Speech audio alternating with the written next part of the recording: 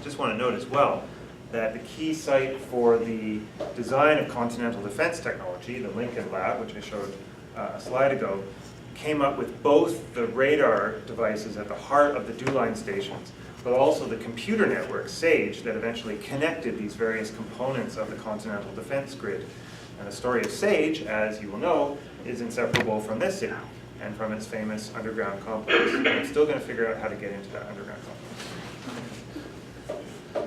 But when we think about something as dispersed, as literally as spread out as the DuLine, a satisfactory account of this creation really, I think, needs to be a spatial history. It needs to be a historical geography.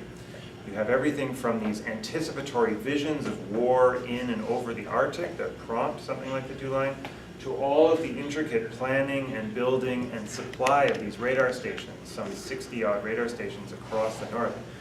This is a geographic story, and it's best told through places, and that's what we're trying to do. My collaborator, Whitney Lackenbauer, and I are trying to do in this project. We've written a little bit as well together about the ways in which the North American Arctic is this enormous proving ground for military construction projects, winter warfare exercises, many of them binational, conducted by the Canadian and American militaries during the Second World War and the early Cold War. So the point there is that this specific initiative, however grandiose in the case of the DuLine, has to be connected to this broader post-war military interest in the North and in Northern war. And these kinds of activities, as we'll see, also provide opportunities for the human sciences. Opportunities that are both experimental, but also very much educational. Now, of course, as I've already suggested, these kinds of opportunities could be found elsewhere. It's one of my favorite images, taken from the so-called jungle room in a laboratory in Massachusetts, which was set up to study not just northern or tropical or other kinds of climatic environments, but all of them. And they had separate rooms devoted to each tropical Arctic region and so on. I love this image as well because it really gives you a sense of the, I won't talk about this too much, but the sort of the presence of these profoundly masculine bodies at the heart of a lot of this research. So, as I've already noted... Sorry, I'm not seeing the PowerPoint. What should we do? I'll try to find Greg Foster. I'm afraid I don't know what to do about that. But as long as we're hanging on, if the people at the remote location could silence their microphones also, because we're getting noise coming through on this end. So I'll try to see what I can do about this. And do you want me to keep going? Yeah, just keep going. Keep going. Okay. Sorry, I'll try and describe them instead. Can't you just roll it over here? We could try this. I could turn this around, perhaps. That too. No, it won't. It's too small. That Okay. So these opportunities for experimentation, for education in the human sciences couldn't just be found in the Arctic. From the perspective, as I've already noted, from the perspective of the US military, the Arctic is just one of really three major geographic categories: Arctic, desert, tropic, that received this intensive study from the 1940s onward. And we could add things like space, undersea, mountain to, if we wished. And these are all obviously vast caricatures, but they were the terms by which the US military divided its money and created its institutions. So as these military employees start to collect and organize knowledge about distant realms, as they saw it, they also begin to supplement these archives with fresh knowledge, working within a new set of laboratories and field sites to simulate climatic conditions, to simulate military operations under these conditions. These are facilities that are almost all within North America, and they bring together scholars and technicians in the human sciences, geographers, anthropologists, physiologists, psychologists, sometimes explorers, and others. And really what's at the heart of this work is a presumed antagonistic relationship between these military bodies and the spaces through which they move and they fight and they live, this antagonism. This isn't new, of course, this antagonistic relationship, although its historical specificity, I think, is worth considering. So for instance, in its study of Arctic soldiering, which was some work that included profoundly troubling acclimatization experiments on indigenous northerners, and something that I've written about elsewhere, the US Air Force's Arctic Aeromedical Laboratory in Alaska is quite innovative in that it cuts radically across the laboratory and field divide in the sciences, and then at the same time replicates this colonial habit of hiding racist assumptions behind a scientific veneer. I'll say a little bit more about this place later. So, militarization is a word that is often associated with big spaces, national histories, national territories. But I've tried to stress here a little bit that it also finds form in smaller actions, smaller technologies, smaller spaces that are really essential to the production and maintenance of grand premises like sovereignty or defense, sort of words that go along with militaries. And there's a wide literature, especially in the US, about militarization and militarism and how militaristic is the US and what military histories do we need to consider. This is a widely acknowledged field. But what I've hoped to have sketched just as a beginning is that the DO-Line and the Hostile Environments projects, these two projects, share this concern with the geographic contexts of militarization, with this imagination, simulation, and transformation of places. Okay. So, part two. DO-Line stations, climate laboratories make for very vivid historical scenes, which is why I find them so intriguing. But I start to realize that to understand these stories, whether in the Arctic or elsewhere, we need to dig a little bit further and into some admittedly drier material. If you look at Canada, by the end of the Second World War, military research is based in a number of sites across the country. They're called establishments at the time. And there were more being proposed with the end of the war.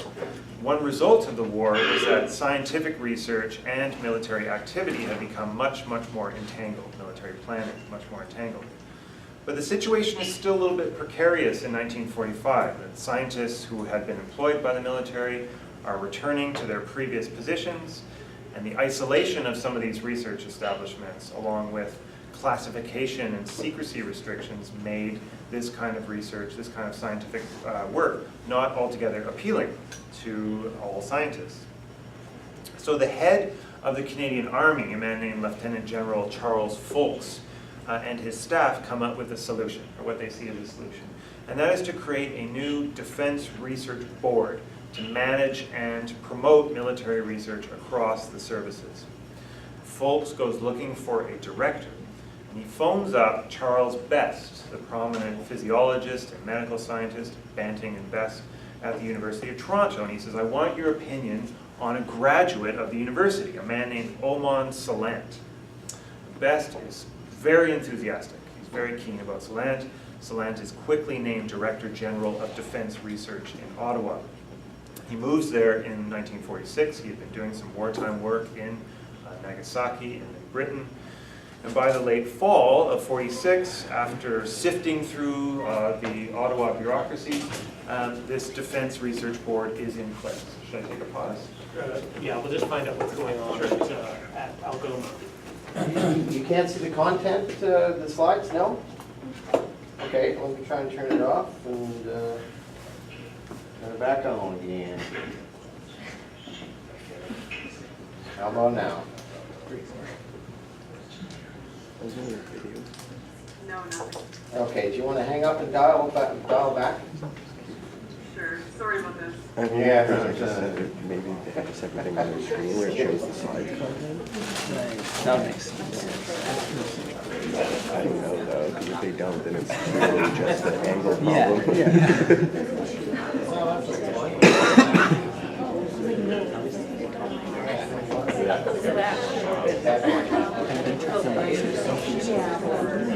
Turn off it. We're coughing it. I wish they turned it off. It sounded like the friggin' roof was coming down and someone came and walked into the room.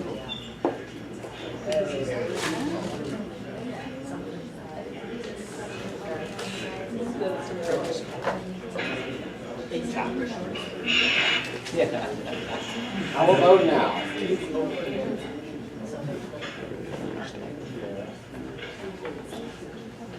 How about now? Oh, we're muted. Can you hear me now?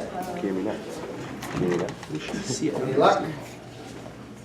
Well, It's gonna last. I'll just send her the PowerPoint after. Okay. It's floating around. I did send it off to Lakehead, so it's out there. Okay, I'll get I it. flipped one of the slides, but Sorry. I'm really sorry. sorry too.